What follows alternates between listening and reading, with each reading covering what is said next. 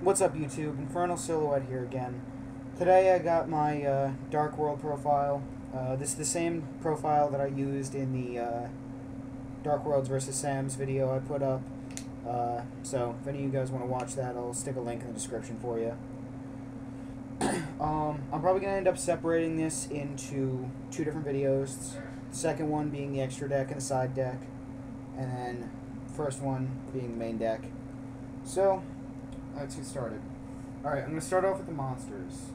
We got 3 Greffas, which is literally the main card of the deck because it's the beat stick. It's also good destruction power, so it's used a lot with the magic cards and stuff like that, which I'll explain later. Then we got another main card in the deck, which is 3 Brow, Huntsman of the Darkworld. I use these guys because, you know, they're 3 stars, so unlike the other Dark Worlds I use in here, they can be summoned regularly. So I'll usually use them to balance for Greffas. They're also good discard power because you discard them and draw 1, so I'll use them a lot with Gates of the Dark World, which again I'll explain later. So, got that. And we got the Searchers of the deck. 3 Snows.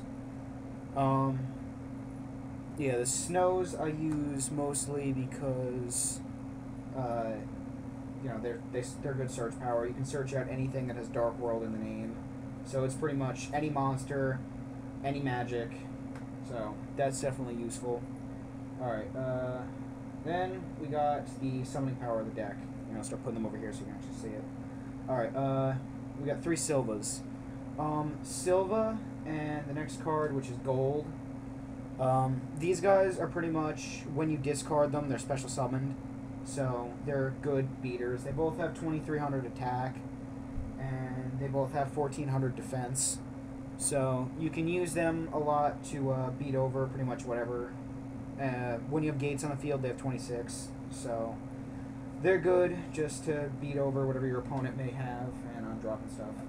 There we go. Alright, so they're pretty good like that. Alright, now we got just some of the other stuff. Battle Faders. I use these just really as a last resort. They're also pretty much like a placeholder, because, I don't know, I have a couple different builds I'm working with this deck. So, when the Order of Chaos or whatever special edition comes out in March, you know, when Effect Valor gets reprinted, these are probably getting changed to Valors, and then assuming that Blackluster Soldier doesn't get thrown away with the new ban list, then this might be a Twilight deck. So it's going to work like that. I don't know. There's a couple different things. I'll explain them with the side deck video, probably. Side and extra deck. Alright, then we have another really big card in this deck. This is Morphing Jar. Morphing Jar will change the tide of the entire game, especially if it's used correctly with the build of this deck that I'm using. Morphing Jar, you know, as you probably all already know, you discard your hand, then redraw 5. When you have a deck that relies around discarding, and it lets you discard that much, that's really good. So, you know, that usually screws your opponent over fairly easily. Alright, now for the Magic and Trap. Well, yeah, Magic first, alright. Obviously, 3 Gates of the Dark World. You know, this card is really good because it gives all Dark Worlds, or yeah, all Fiends rather, 300 attack and defense. So that helps. And then it also allows you to, once per turn, remove a Fiend in your, remove a Fiend in the grave, discard a Fiend, and then draw 1. You know, so you're getting rid of the useless cards, and you're discarding into the effects of the good ones, and you get a draw on top of it. So, you know, it's amazing. This is what breaks the deck. So, all right. What else we got? Darkworld Dealings, again, really good with the build that this is, which I'll show you in a couple minutes when we hit the traps. Yeah, draw 1, discard 1. So again, it's good draw and discard power. So it helps you maintain, you know, the hand and everything. Alright, and now here's where it's going to get a little weird. I have 3 Darkworld Lightnings. I do not run MST with this deck. Mostly because I feel that you don't need to, because you have Darkworld Lightning. Darkworld Lightning is pretty much you blow down, you blow up something face down, and then you discard something. So it's not just magic and trap, you know, it's like, it's good.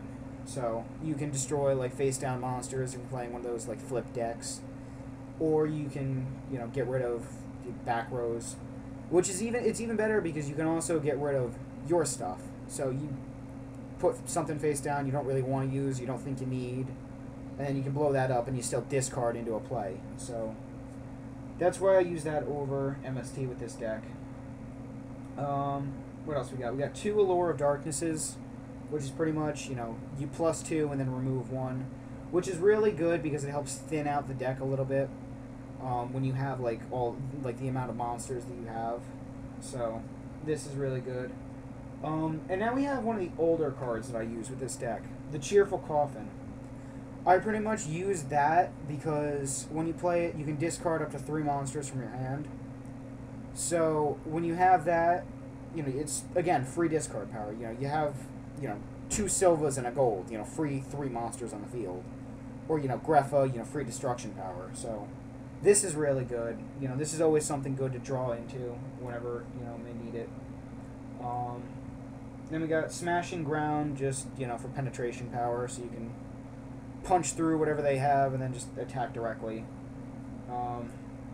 Yeah, what else we got? Then we got Monster Reborn, which is a staple. This one's nice and Korean. It's shiny. I like it.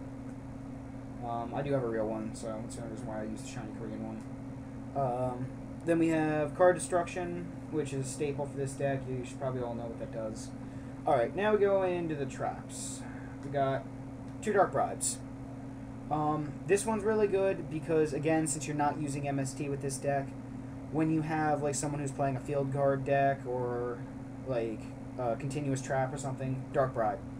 It's also really good against like Mirror Force and everything like that. So I run 2 of these just as the extra protection. Mirror Force, staple, I'm not going to bother explaining that. Bottomless, again, just more free destruction power. Solemn Judgment, again. Alright. And now here is one of the like the main build card of this deck.